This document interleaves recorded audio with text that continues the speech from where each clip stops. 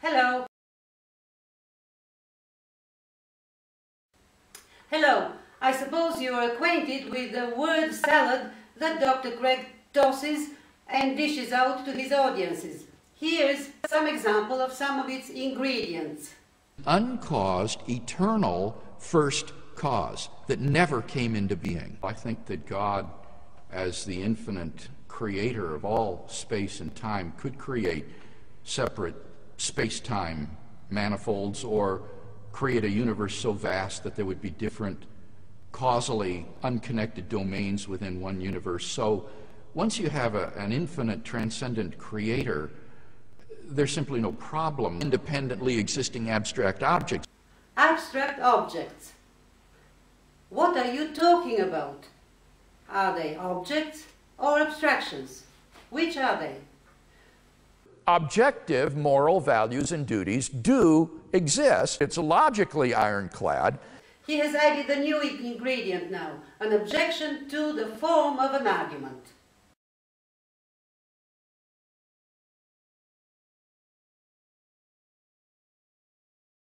First, we want to consider objections to the form of the argument. What is the form of an argument? Is it its structure, more than one propositions and a conclusion? Objection number one. Craig says that he believes in God on the basis of the self-authenticating witness of the Holy Spirit in his heart, not on the basis of the Kalam cosmological argument. In fact, he says that even if the argument were refuted, he would still believe in God. This is blatant hypocrisy on Craig's part. As you see, nowhere in this objection is the structure of the argument mentioned. Nowhere the structure, propositions and conclusion criticized. This is a deductive argument. That doesn't mean that it is right. This objection only says that everybody can see that you're hypocritical. You say that you believe because the Holy Spirit is in your heart, and you give these arguments for the existence of God, but even if they are refuted, you will still believe because you will have the Holy Spirit in your heart. That shows you to be hypocritical. What is a synonym to being hypocritical? Lying. And that's what you are doing, Dr. Craig. You are lying, because here you are lying that this objection is objection to the form of the argument, because it isn't, and everybody can see it.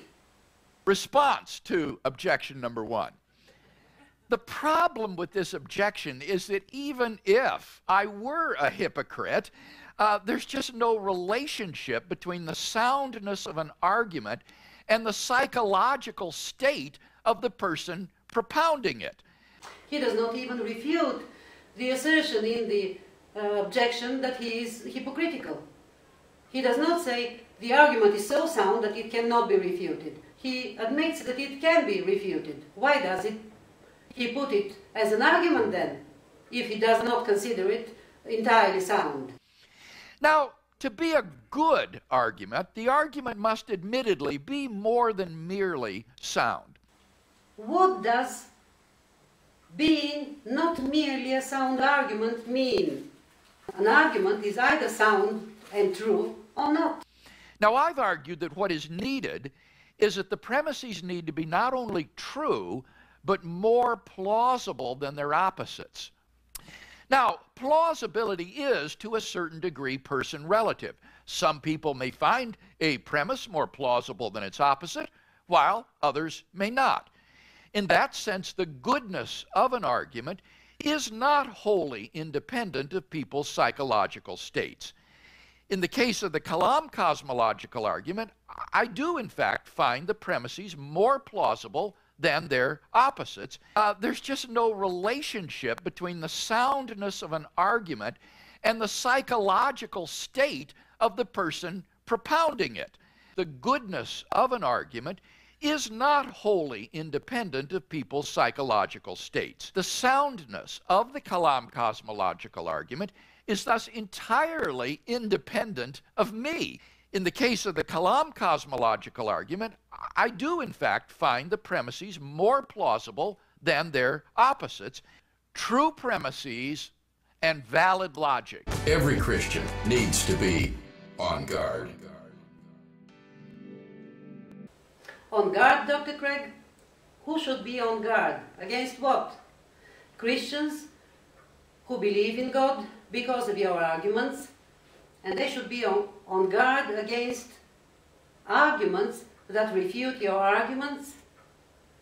But this is no threat to the Christians, to the people, because people who believe in God because of your arguments will see other arguments that refute your arguments, and they would stop believing in your arguments because they are not true. So that is no threat. I'll tell you, the threat is only to you, because if people stop believing in God, then you lose your job, and you can't make a living on saying these arguments which are not true. And that is the motivation for you being a liar and a hypocritical man. Bye. True premises and valid logic. Now, I've argued that what is needed is that the premises need to be not only true, but more plausible than their opposites. In that sense, the goodness of an argument is not wholly independent of people's psychological states. There's just no relationship between the soundness of an argument and the psychological state of the person propounding it.